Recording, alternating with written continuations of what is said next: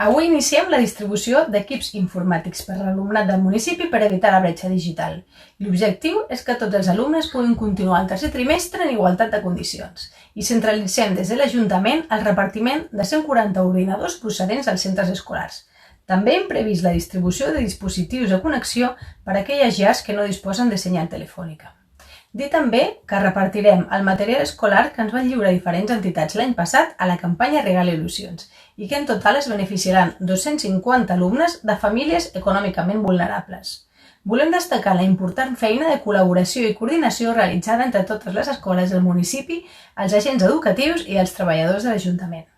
Agrair a tots els voluntaris que han participat en la distribució i als mestres de les escoles que s'han sumat al projecte de voluntariat.